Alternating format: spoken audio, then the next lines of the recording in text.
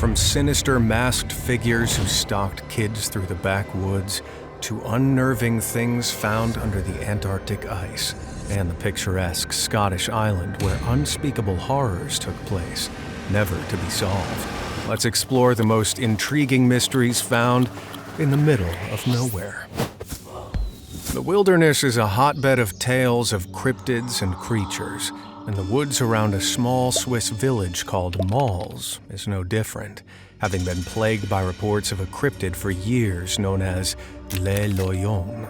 Eerie local reports describe the entity as a tall, imposing human-like figure, occasionally glimpsed moving through the woods in a boiler suit, a dark cloak, and an old-fashioned gas mask, with no real direction or purpose. There's footage online of people claiming to capture the monster, although the fake-looking camcorder effect and shaky cinematography makes me think it's probably just a group of kids trying to shoot their own low-budget horror film. However, there is one confirmed picture of this sinister entity. It was released by the French-language news outlet Le Matin in August 2013, and afterwards dozens of testimonies poured in from people who'd glimpsed the frightening foe for themselves on their morning walks. But then, at the end of 2013, Le Loyon's abandoned mask and clothing were found discarded in the forest, alongside a letter written by the monster himself, accusing the French outlet Le Matin of murdering him. And no, the journalists didn't track him down and actually kill him. Le Loyon claimed the immense attention that the released picture had brought upon him meant he had to disappear, because the hunt for the beast was too great. And sure enough, he was never seen again. To this day, people don't know who or what Le Loyon actually was. Cynics suspected that Le Loyon was just a guy who liked dressing up and going for long walks, but some other locals believed that underneath that boiler suit, the monster might not have been human at all.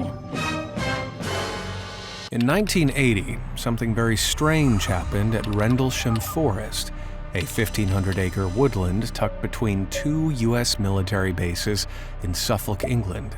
Just after midnight on the 26th of December, American soldiers stationed nearby were dispatched to investigate strange lights spotted in the forest. Mysterious lights are nothing new, but what happened next remains one of the most baffling mysteries of the 20th century. Radar indicated that the lights were being issued from a strange object in the sky above the forest, which was moving with seemingly impossible speed and agility. Of course, this raised security concerns for the base, and several groups were sent out. From one group, multiple accounts reported seeing a metallic triangular craft, 7 to 10 feet wide, land in the woods for a short time. When the craft took off again, it dazzled the soldiers with bright lights, at which point all the men lost consciousness. Another group watched a craft move above the tree line, issuing colorful, pulsating light before breaking into 5 separate white objects and flying off rapidly. Unlike most UFO sightings, this incident received official reports and even an extensive inquiry headed by U.S. Senator James Exon, who didn't dispute the authenticity of the claims. Deputy Base Commander at Rendlesham, Lieutenant Colonel Charles Halt, kept thorough records on the events, describing the unusual lights in detail, and issued an official report to the UK Ministry of Defence. However, despite the staggering number of witnesses, the ministry maintained that no evidence of a threat was ever found, and as a result, no further investigation was required, though some believe this is just a cover-up for a real extraterrestrial truth. Now dubbed the British Roswell, visitors can hike to the Rendlesham Forest UFO location and see a replica of the craft from one of the most perplexing UFO cases of all time.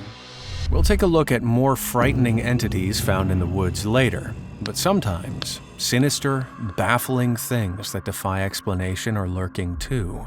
See, in 1962, David McPherson found a 400-pound refrigerator-sized object in the woods of Lutz Mountain, Canada, caught in a tree and hanging from a rotting parachute.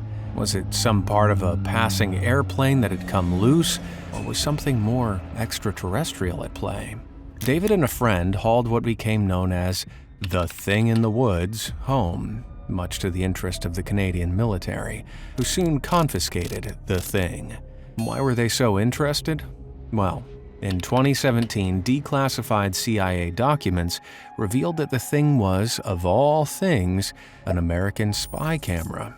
As it turned out, the camera was part of something called Project Genetrix. The secret project was launched by President Eisenhower in 1955, at the height of Cold War tensions, to secretly float balloon-mounted spy cameras over China and the then Soviet Union. And I thought selfie sticks were excessive. This particular camera seemingly went off course and crashed, only to leave a couple of Canadian hikers scratching their heads.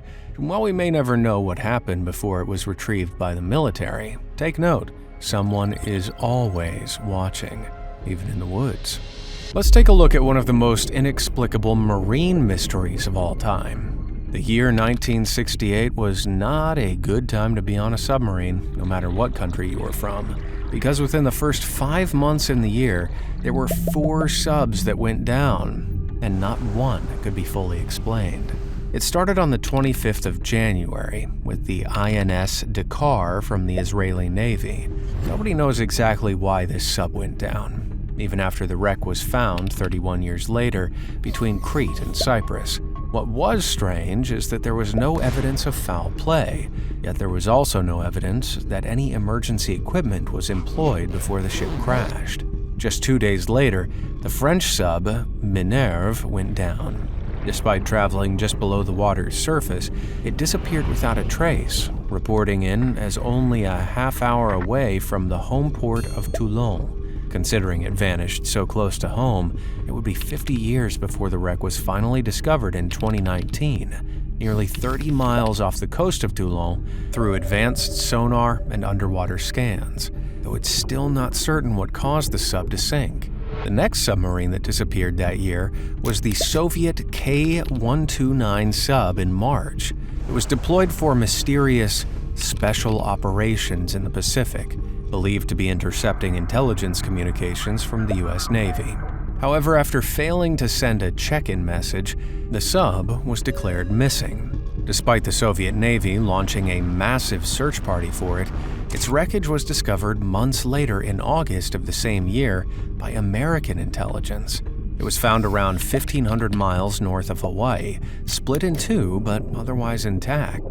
To this day, no one knows what happened to the K-129 or what mission it was supposed to carry out. In May that same year, another disaster occurred that's widely considered the greatest mystery in U.S. naval history. While en route to its deployment in the Mediterranean Sea, the USS Scorpion, a nuclear-powered attack submarine, also sank. The remains were found only a few months later in October, around 460 miles away from the Azores, but even that gave few clues as to what happened.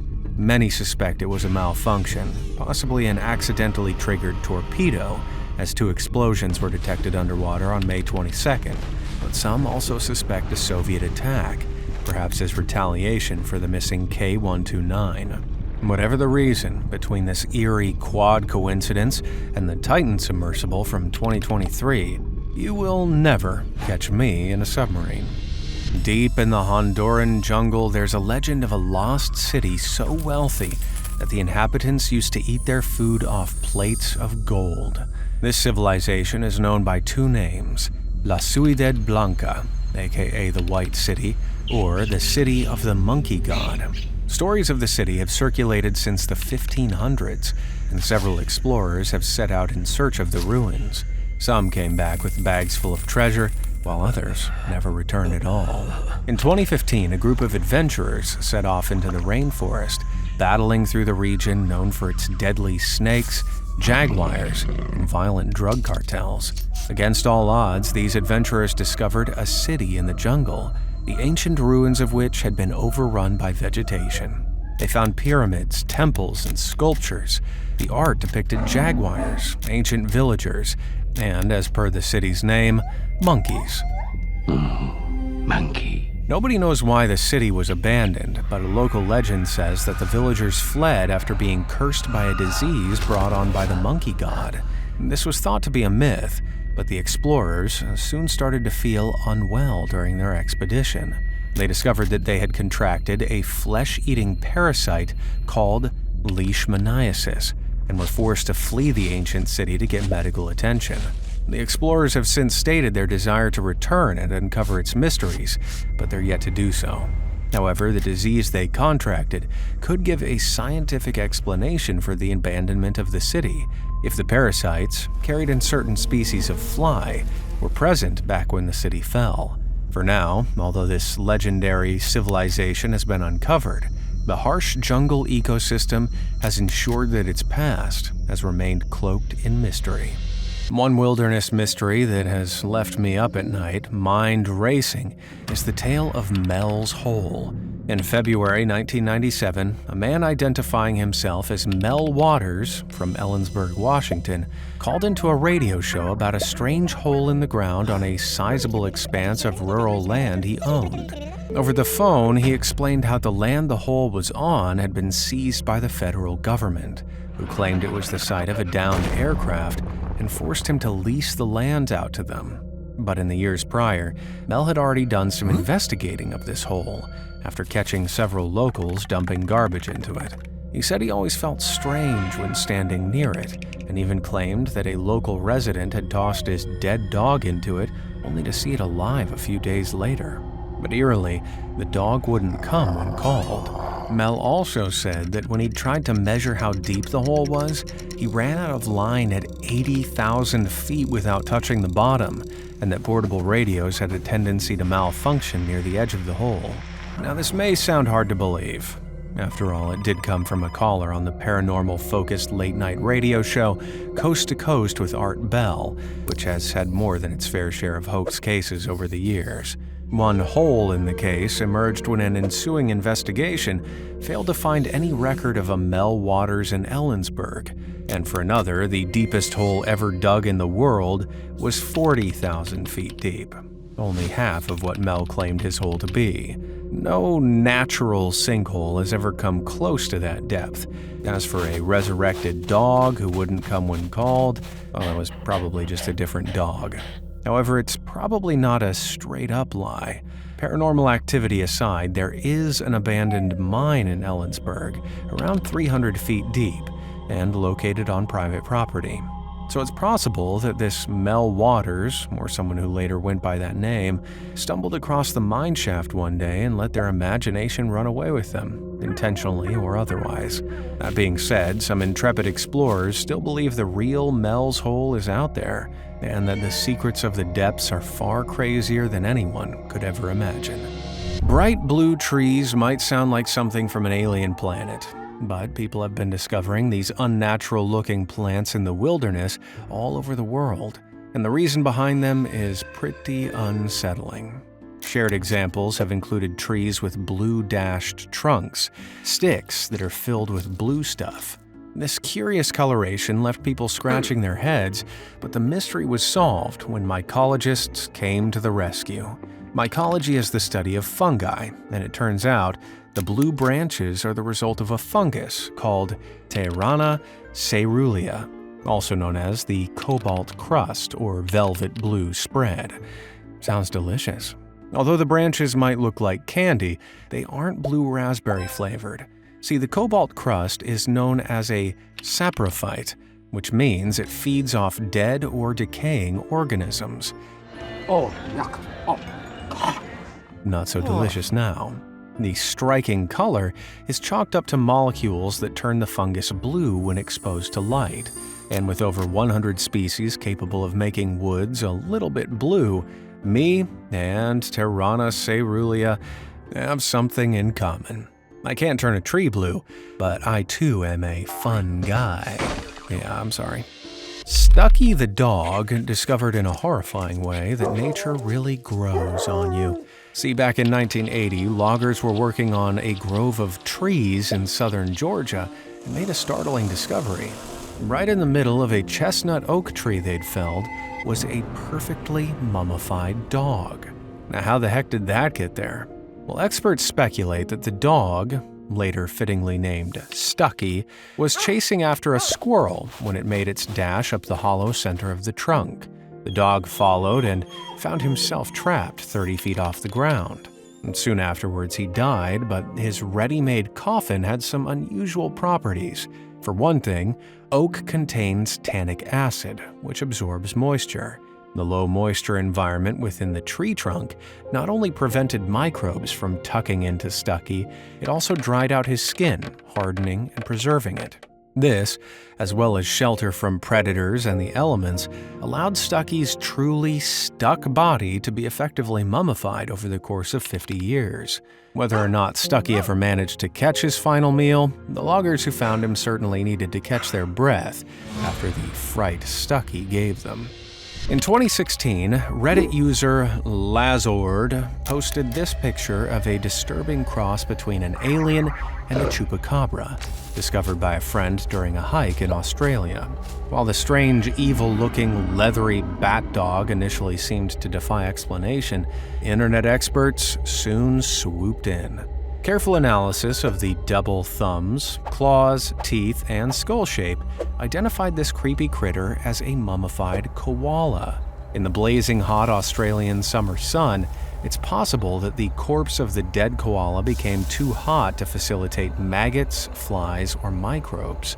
Instead, the heat may have evaporated all moisture, allowing the body to dry out. Alternatively, some also theorize that this marsupial mummification may have been the result of tannins in eucalyptus trees, which have preserving properties. So if any Aussies need a freaky Halloween decoration, just check out branches of trees for your very own cryptid. Up next, we have one of the strangest true crime stories of all time. A mystery featuring an isolated island, a violent criminal, and a small colony of wallabies. The setting? Loch Lomond, Scotland. I told you it was strange. Back in the 1940s, all 86 acres of the isolated Inchconneckon Island in Loch Lomond were owned by the Countess of Arran, an eccentric who was known once as the fastest granny on water due to her love of speedy motorboats. This quirky countess had a love for exotic animals, too, populating Inchconneckon with wallabies after World War II. Today, there are around 60 wallabies living on the island, and explorers flock to its shores to snap photos of the out-of-place Australian wildlife. But not all of these visitors have good intentions, and this became apparent in 2017 when a truly bizarre and slightly disturbing mystery cast a dark shadow upon the island. Visitors arrived on Inchconneckon's shores to discover that a large number of the wallabies had been killed, their bodies left all over the island. The killer must have come in the night, committed the crime, and vanished, their identity remaining a mystery. While the criminal mastermind is unknown, there is a clear motive for the crime.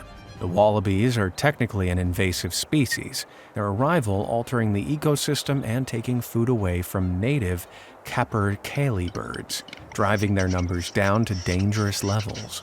This angers some locals, and there have been demands that the government cull the wallabies to protect the island's ecosystem.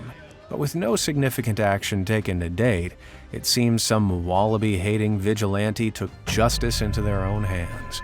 But mystery culprit aside, invasive or not, who'd want to cull that little face? Now check out this bizarre spot in Tennessee.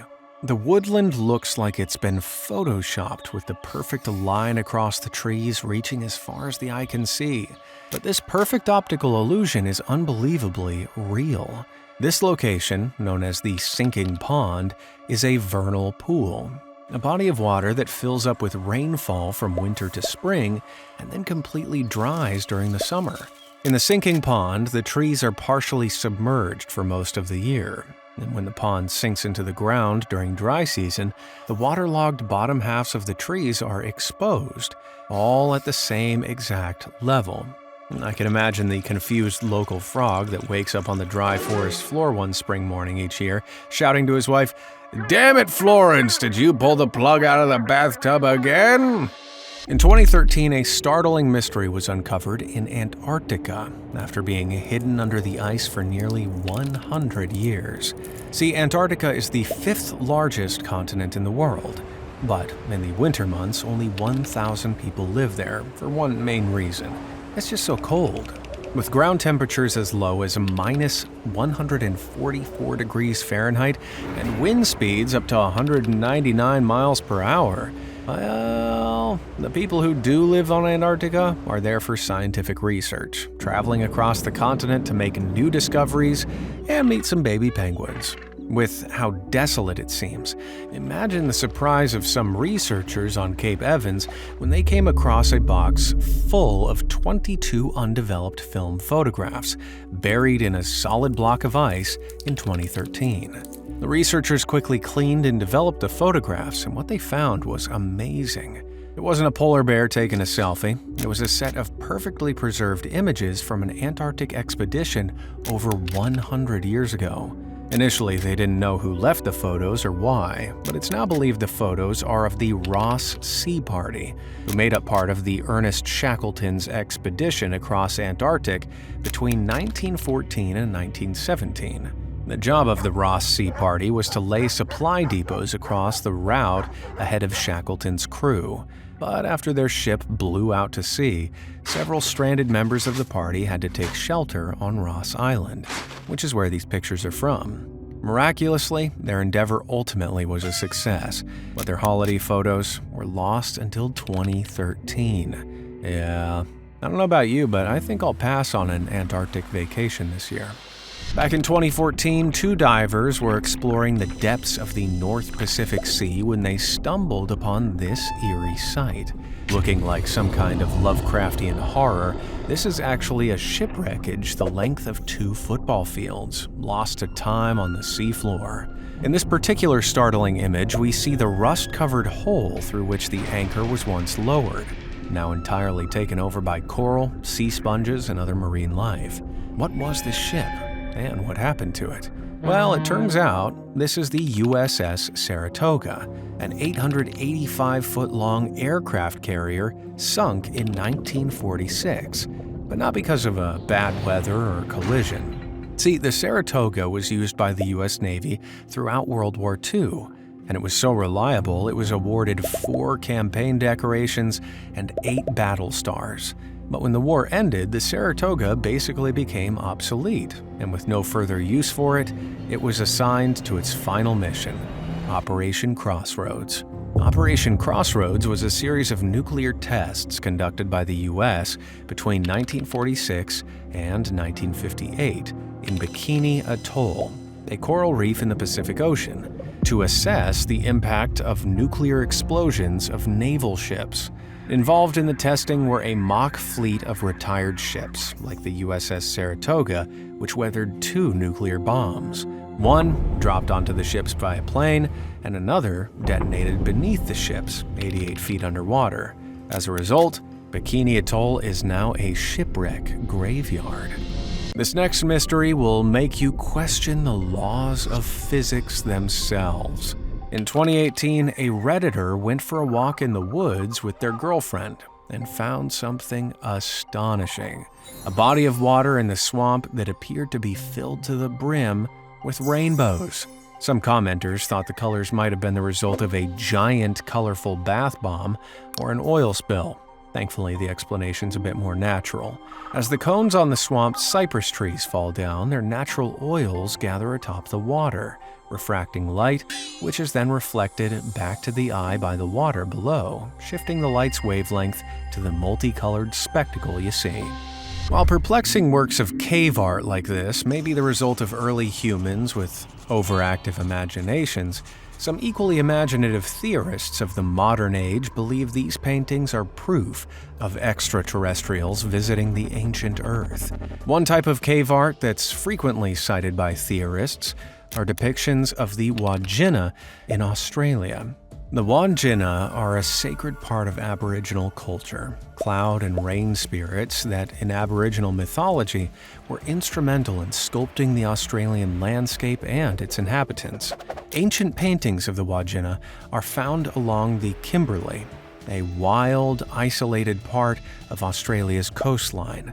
and legends state that these powerful spirits had the ability to lightning strike people that broke the law, as well as transform themselves into clouds and disappear into the sky. Suggestions that the Wajina were advanced, spacefaring aliens have been criticized for undermining the Aboriginals' important cultural reliefs, but depictions of the Wajina are strikingly similar to appearances of aliens in modern media.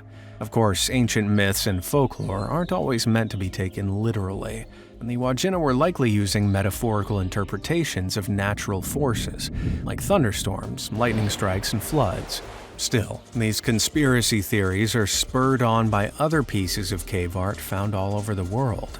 Cave markings found in Chhattisgarh, India, were near identical to modern depictions of bulbous-headed aliens, and in the US, the head of Sinbad is sometimes used as an example of Native American art that depicts an alien figure.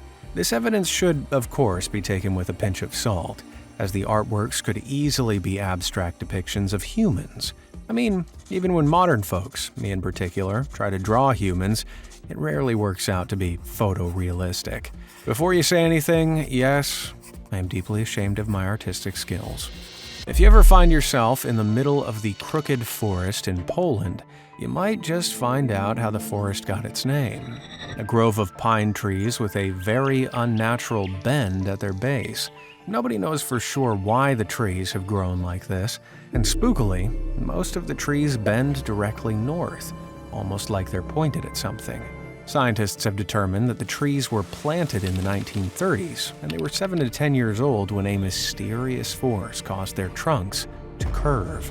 Some folks theorize the area had a uniquely strong gravitational field, pulling the trunks down to the ground. There's no scientific evidence for this, and the phenomenon hasn't been observed anywhere else on Earth. Others believe tanks in World War II drove over the trees when they were saplings, bending them out of shape, only for them to continue to grow skyward. And of course, others believe the anomaly can only be the result of aliens. I'm not sure why aliens would want to bend a bunch of trees in Poland, though, unless it's just a case of extraterrestrial arts and crafts. Interestingly, there are cases of humans bending trees on purpose. Native American tribes used to bend trail trees to mark their roads and paths, like an old version of a sign above the highway. The trees were bent at their base before growing straight up towards the sun, resulting in their distinctive shape. So some theorize that the drunken trees in Poland's Crooked Forest could likewise be man-made. Curved wood used to be an important material for building ships, and the Crooked Forest could have been used to give shipbuilders a supply of curved wood without having to bend it after harvesting.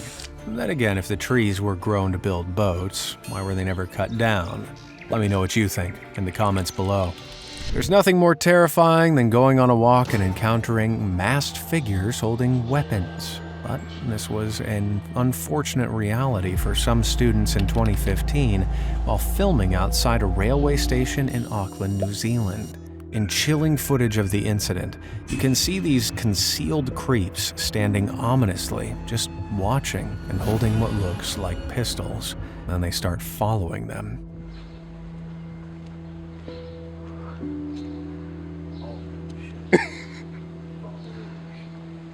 The students were able to run safely back to their school, which was close by, and later posted the video online. Now, the cynics among you may be thinking that this was totally staged, and it definitely has all the hallmarks of a manufactured viral video, but unbelievably, this was real. So much so that the police ended up getting involved. Apparently, the students weren't the first to have been terrorized by these masked meddlers, with reports of them having scared others in a nearby park earlier that week. The meddlers ended up handing themselves in, and it was discovered that the pistols were only imitation guns. But in New Zealand, it's illegal to brandish a fake weapon in public without a lawful reason, and tormenting school kids isn't considered lawful practice. I learned that the hard way. The troublemakers were identified only by their first names, Kurt and Rachel, who claimed it was nothing more than a harmless prank. I'll take a whoopee cushion over this any day. That wasn't me. Users on Twitter were left scratching their heads when this image started to circulate online. Internet sleuths desperately tried to figure out what might have caused the hole, and one Twitter user ominously stated, "The hole isn't scary. I'm afraid of what created it." However, an explanation eventually came, and the hole wasn't a portal to Narnia or the work of a monster with a passion for pruning hedges. It was actually just created by Antti Leitinen, a Finnish visual artist who largely works with nature. It was part of a project called Broken Landscape that involved cutting segments out of trees to create eerie, unnatural scenes. Antti doesn't just work in the woods, though. His other works include a painting made out of his own sweat and attempting to move an entire lake with just 2 buckets. Both works of art had similar results: puddles, and not a whole lot more. If you ever find yourself in the Russian forest ranges of the Altai Mountains, don't just be wary of dangers on the ground. Be wary of what might come from above. In the woodlands around Plesetsk Cosmodrome, a spaceport in Arkhangelsk Oblast, Russia, fragments of short-lived missiles and rockets are constantly being found. It's not a new phenomenon. The techno chunks have been appearing since the 60s, either from failed experiments or discarded fragments from successful ones. These space-age remnants are scattered in every direction for up to 300 miles, with up to an estimated 2,500 tons of space junk scattered across the region of the Altai Mountains. While undoubtedly fascinating, encountering a seemingly inexplicable crashed spacecraft or missile in the woods would be incredibly surreal and unsettling, not to mention dangerous. On top of that, the description of debris plummeting to Earth is absolutely terrifying. Witnesses recall a deafening booming noise, a rumbling of the ground, and angry red lights blazing through the dark of night. Nevertheless, intrepid locals often harvest the space junk, recycling it into new projects or selling it for profit. Still, the idea of suddenly being crushed to death by Sputnik's younger brother while hiking is a scary one indeed. In the forests of Middlebury, Connecticut, there lies a little people's village formed of meticulously detailed tiny houses. According to local legend, long ago a man went mad and built the village to house the fairy folk he believed occupied the forest. He feared that they'd murder him and his wife if he didn't, so he devoted his final days to the endeavor, before succumbing to total insanity and later death.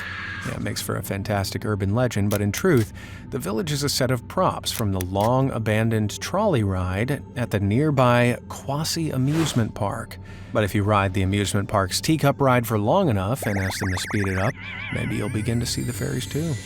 In rural Maine, there lurks a creature that, frankly, shouldn't exist. The Strange Tales of Wessie, named after Westbrook, Maine, where she's reported to reside, began in June 2016 when a police officer reported seeing a colossal snake in the woods eating a beaver. This was followed by several more reported sightings, and on August 20th, 2016, a 12-foot-long molted snake skin was discovered near Pressumpscot River.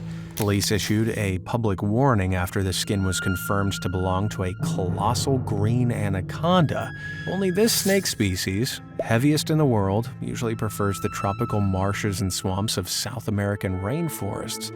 So what the heck was she doing in chilly Maine? Well, no one knows for sure, but some speculate she must have been an escaped pet rather than some undiscovered species. Despite some efforts to seek her out, most Westbrook locals opted to leave her alone and wait for the cold winter temperatures to take care of the dangerous tropical snake. It seemed to work, as she's not been seen since. Buried in the depths of the Sahara Desert lies one of science's most confounding conundrums, and potentially the answer to the age-old mystery of the lost city of Atlantis. I'm talking about the Reshat structure, a 30-mile-across, allegedly natural phenomenon in Mauritania, so large it's even visible from space, that many believe to be the site of the long-lost civilization. One of the biggest pieces of evidence for its Atlantean origins comes from its shape. Plato, the ancient Greek philosopher who was the first to mention Atlantis, described the ancient nation as a series of circles of land and sea, which would make it look something like this. Seems familiar? Of course, Atlantis famously disappeared into the ocean, and the Sahara is, well, a desert. But what if I told you that millions of years ago, the Sahara was actually once submerged in water? And see these white deposits? That's not snow, that's salt from a dissolved body of water that once existed there. Convinced yet? Well, this is, of course, no more than just a theory, even if the evidence is pretty convincing. But what's bizarre about the reshot structure is that there's not exactly a universally agreed upon scientific explanation for it either, as there's no other formation like it on the planet. Some believe it's due to a geological process called folding, where tectonic plates pressing against each other cause sedimentary rock to squeeze and form creases above ground. Others believe that the structure is actually the remnant of an ancient volcano, with molten rock being pushed to the surface and then gradually eroded into the rings that we see today. Whatever the reason, what is certain is that the reshot structure is a place of mystery, whether it's scientific or conspiratorial.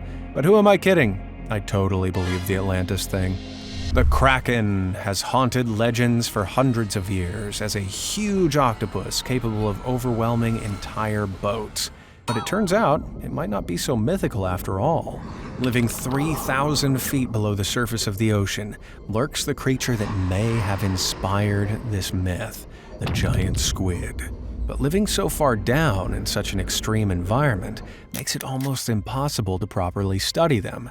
So, these elusive creatures are still shrouded in mystery. So much so that when this photo circulated the internet in 2013, claiming to show a 160-foot-long giant squid washed up in Santa Monica, many folks bought it.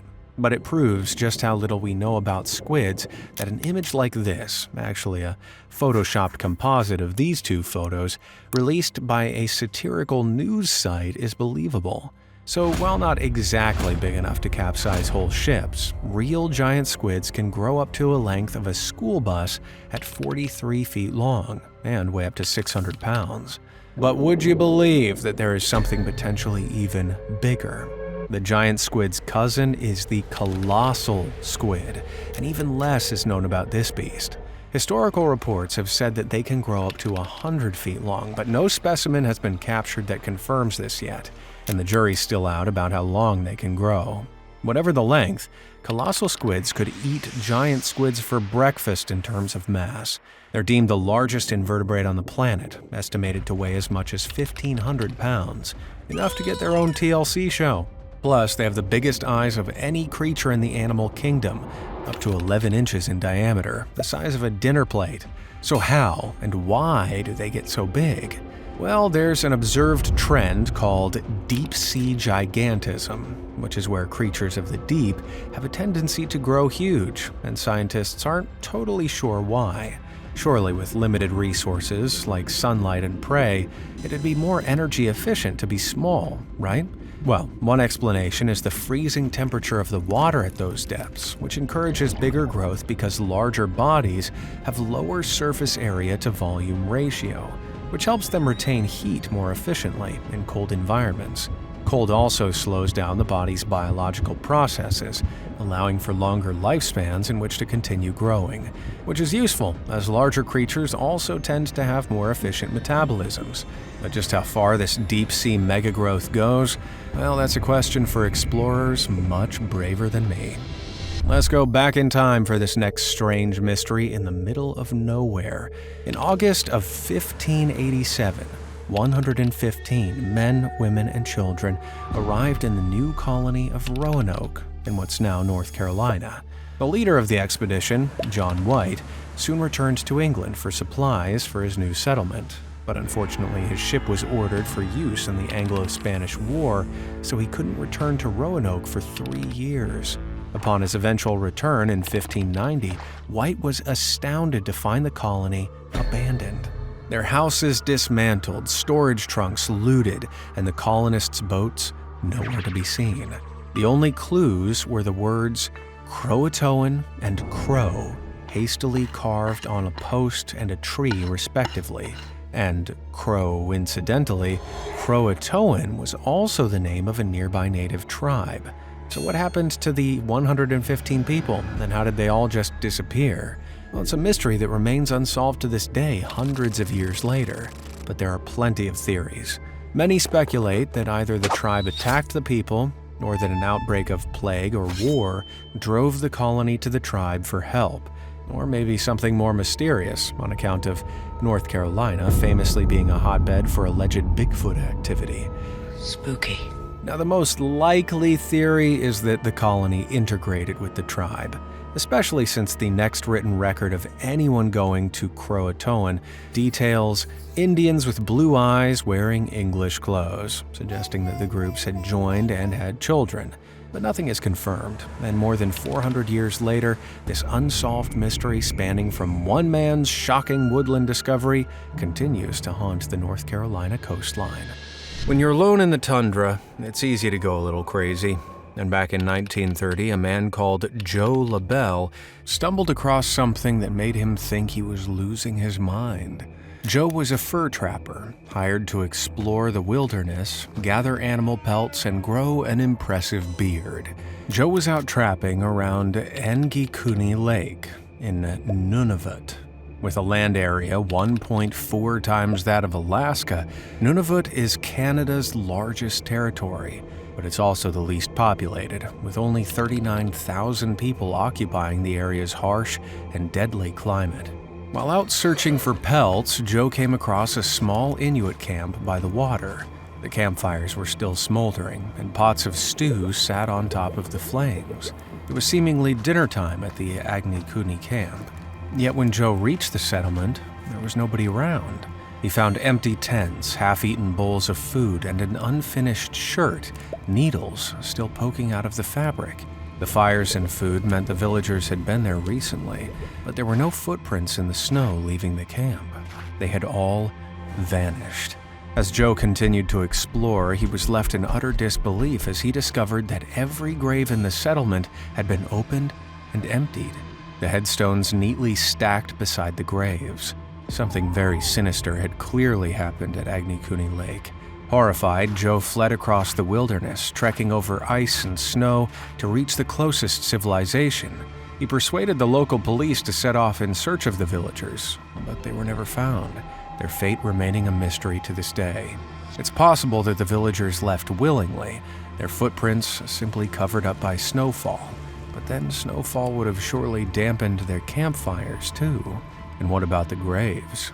With so many questions unanswered, you can certainly forgive Joe LaBelle for not wanting to hang around Ngikuni alone in the wilderness for long. In the decades since, subsequent investigations have cast doubt on the tale, suggesting the area was too inhospitable for a settlement in the first place, or that the initial article sharing the story was exaggerated, inaccurate, or possibly fabricated. But one thing's for sure, danger and death are never far away for those who fail to give the Arctic tundra its due respect. If you're still hankering for more mysteries, check out this video we made. Things get insanely weird. Thanks for watching.